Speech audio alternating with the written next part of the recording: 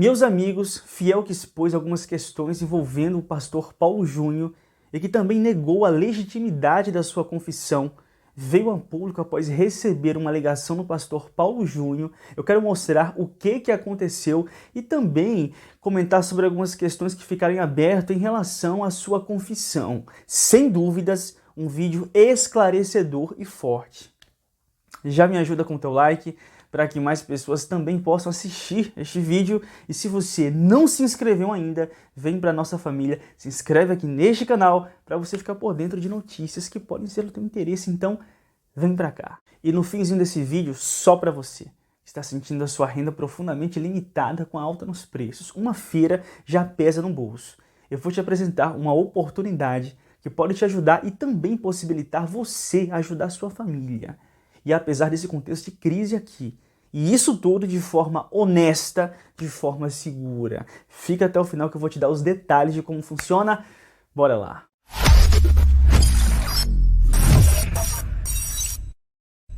Bem, gente, ontem, sem dúvidas nenhuma, a notícia que mais repercutiu e surpreendeu o universo cristão, o segmento gospel, foi a confissão do pastor Paulo Júnior e também a sua exclusão do ministério no qual pastoreava até pouco tempo. Eu falhei e por essa razão estou sendo removido do ministério pastoral.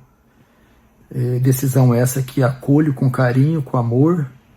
Eu até comentei no vídeo de ontem que se a exclusão do pastor Paulo Júnior se deu exclusivamente por conta da sua postura excessivamente rígida em lidar com os irmãos, com a igreja, ele até fala que estava também interferindo no seu relacionamento interpessoal com outras pessoas. Se o erro dele se limita a isso, eu acho desproporcional a decisão do ministério de excluí-lo.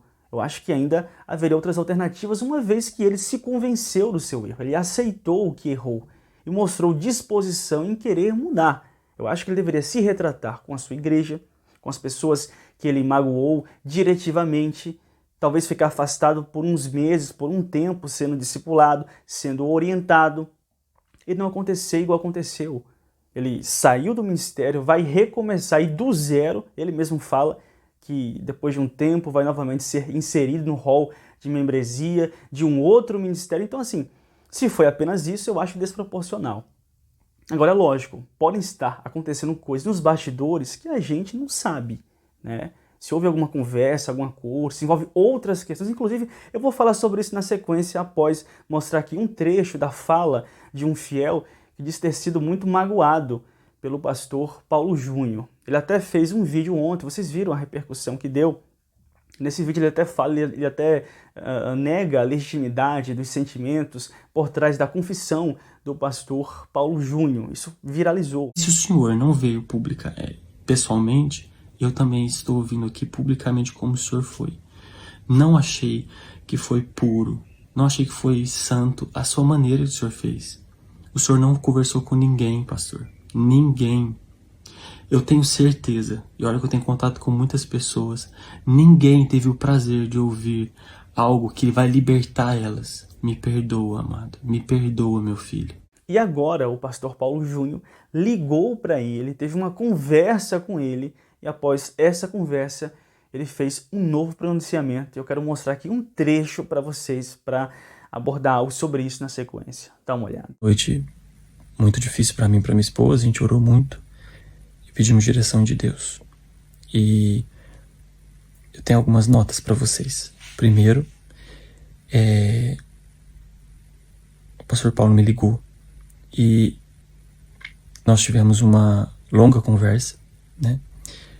E não só para mim, mas muitas pessoas me ligaram também agora, aqui, nesse momento. Muitas pessoas, na verdade, que eu tenho conhecimento, e o pastor também está ligando para essas pessoas e pedindo perdão, e está sendo muito positivo pelo que essas pessoas estão me falando. E muito bom. Não compete a mim, sabe, julgar se a intenção dele é boa, se não é, se é para manipular, se não é. Eu não vou saber falar para vocês qual a intenção dele. Mas a gente conhece o fruto pela árvore. E se o pastor Paulo continuar dando esses frutos, nós vamos conhecer essa árvore. Uma árvore que está em um processo de arrependimento e Deus vai ser glorificado no final de tudo isso. Eu espero, eu oro por isso. Então, esses frutos que está caindo são frutos dignos, são frutos bons, são pessoas que vão receber telefonemas do pastor, vai ser maravilhoso. Para mim, a minha questão pessoal, para mim, em respeito às outras pessoas que ainda não receberam e que ainda vai receber, mas para mim foi uma impressão positiva. Eu recebi, até como cristão, a gente nunca deve negar o pedido de um perdão. E eu quero dizer para vocês, na minha segunda nota de esclarecimento por quê? Por que isso deveria ter acontecido, sabe? O público do pastor Paulo é um público cristão, é um público de igreja, um público que conhece a Bíblia. E a Bíblia diz que se você tem algo contra o irmão, deixa a sua oferta, vai até o irmão, peça perdão, reconcilie, aí sim, você está livre para ofertar. A Bíblia diz que a gente não deve esperar o dia passar, acabar, vir um outro dia, não pode, sem que você resolva a sua situação com o irmão. A Bíblia diz que um coração que foi ferido é tão difícil de penetrar como uma fortaleza. E o pedido de perdão quebra, arregaça essa fortaleza. O pedido de perdão, ela esmiuça suas defesas. Então, vocês precisam entender isso. Vocês precisam entender que o quanto talvez foi bom para vocês mereciam um nosso crescimento, mas o quanto também nós, discípulos e pessoas que estivemos próximos, merecemos sim uma ligação, sabe? E o tanto que é bom para ele mesmo, o próprio pastor, o qual eu estou orando muito para sua salvação não, para sua regeneração, para o seu momento, né? Para esse processo de restituição. O terceiro ponto é que tudo isso é para a glória de Deus. É difícil você ver a glória de Deus, o agir de Deus no meio do caos, não é? É muito difícil às vezes a gente ver. A gente não costuma ver. Só ódio, rancor. Mas se vocês pararem para notar, e até uma impressão que o próprio pastor Paulo tem o brasileiro hoje entendeu que não existe ídolos, a não ser o próprio nosso maior ídolo que existe é Cristo. Cristo é o único que merece glória, honra. Ele é o único inerrante, é o único perfeito, magnífico, santo, puro, que nunca errou e nunca vai errar. E nós nunca devemos colocar esse fardo na vida de nenhum homem. Nenhum homem tem que levar esse fardo. É um fardo pesado demais. Demais. Você não vai conseguir carregar um fardo. Eu não consigo carregar um fardo desse. É muito difícil. Só Cristo consegue carregar esse fardo. Então a glória seja dada a Ele. Bem, gente, está aí o pronunciamento do Jonathan e até a sua mudança de visão a respeito da postura do pastor Paulo Júnior, uma vez que o mesmo ligou para ele, se retratando, pedindo perdão. E agora, de fato, o Jonathan começa a mudar a sua visão a respeito da confissão e da postura do pastor Paulo Júnior. Até porque, gente, quando um pastor cai, quando o ministério declina, engraçado que quando a gente fala em queda, tem pessoas que dizem assim, não, mas ele não se envolveu com nenhuma mulher, ele não caiu com nenhuma mulher, como se a queda de um ministério se limitasse apenas a questões sexuais. E não. Existem múltiplas razões que derrubam um ministério, que derrubam a vida de um homem de Deus. E o próprio Paulo Júnior fala isso na sua confissão. Uma vez que ele agora está afastado das suas atividades ministeriais, ele mesmo fala e assume a sua falta de qualificação no momento para estar na frente do ministério, é porque houve um declínio, houve uma queda, mesmo que não seja de natureza sexual, conforme ele falou aí. Mas houve uma queda. Só que quando uma pessoa passa por isso, a postura deve ser não condenar o cara, não acabar com o cara, mas orar por ele. e acreditar que Deus pode levantar, porque Deus é misericordioso, igual eu falei no vídeo de ontem. Deus ele é bom, Deus ele é justo, e o ser humano é mau, o ser humano erra, o ser humano cai. E também para mim, isso não tira a veracidade e o brilho de muitos sermões do pastor Paulo Júnior que reflete uma realidade bíblica. Porque a Bíblia, a palavra de Deus, ela é rígida em relação ao pecado, em relação ao erro, mas também ela aponta a misericórdia de Deus. Um Deus que é clemente, um Deus que é perdoador, e está aí a nossa salvação, a nossa vitória. Se não fosse a misericórdia de Deus, todos nós seríamos imediatamente consumidos, porque somos falhos. Agora, uma outra questão também, as especulações de que ele tenha cometido outras coisas, que isso também é possível. Nós não sabemos o que está acontecendo de fato nos bastidores, mas uma coisa eu sei, é que se existem outras questões, isso vai vir à tona. A verdade, gente, sempre vem à tona, cedo ou tarde. E se houverem outras questões por trás disso, e de repente essa confissão foi no intuito até de camuflar essas outras coisas, isso também vai vir à tona, e sinceramente não será isso motivo de honra para o pastor Paulo Júnior.